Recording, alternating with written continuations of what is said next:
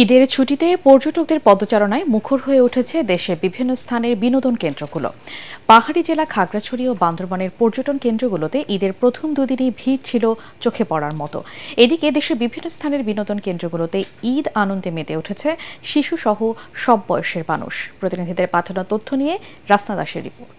সব মশার বিরুদ্ধে সুরক্ষা দিতে এলো বসুন্ধরা এক্সট্রিম অ্যারোসল, মশার বিরুদ্ধে এক্সট্রিম সুরক্ষা। ঈদের ছুটিতে পর্যটকদের ঢল নেমেছে পার্বত্য জেলা খাগড়াছড়ি ও বান্দরবনে।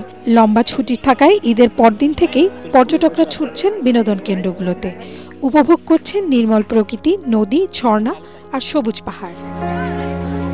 এখানে আমাদের খুবই ভালো লাগছে, অনেক সুন্দর। আমি আগেও আসছি, জায়গাটা সুন্দর লাগছে, ভালো লাগছে, অনেক আনন্দ হচ্ছে। সবাই এখানে আসে, ঘুরতেছে, বাতাস অনেক মনোরম একটা পরিবেশ। এদিকে ঈদের দিন থেকেই পর্যটকরা ভিড় জমাচ্ছেন বান্দরবনে। ভ্রমণ পিপাসুদের আনাগোনায় জমজমাট পর্যটন স্পটগুলো। ঈদের আনন্দ উপভোগ করবার জন্য আসলাম সবাই। আমার অনেক ভালো লাগছে ফ্যামিলির সাথে এসে।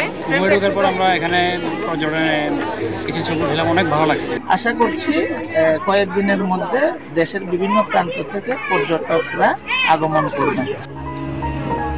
ইতিমধ্যে সাজেকার খাগড়াছড়ির হোটেল আর কটেজের অধিকাংশ রুমই বুকিং হয়ে গেছে।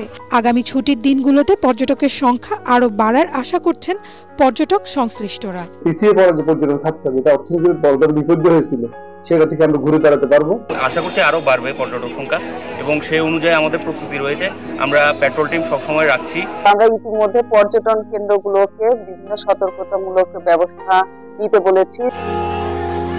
এদিকে শেরপুরের শিশু পার্ক, ঈদগাহ মাঠ ও শহীদ দারোগালী পার্ক ও অন্যান্য বিনোদন কেন্দ্রগুলোতে ছিল দর্শনার্থীদের উপচে পড়া ভিড়। জামালপুরের মাদারগঞ্জের বালিছড়ির FM উচ্চ বিদ্যালয় মাঠে শুরু হয়েছে শত বছরের ঐতিহ্যবাহী ইসলামিয়া ঈদ মেলা। 7 দিন ব্যাপী এই মেলাকে কেন্দ্র করে মাদারগঞ্জ সহ আশেপাশের কয়েক উপজেলায় বইছে উৎসবের আমেজ। Bureau report, ATN Bangla.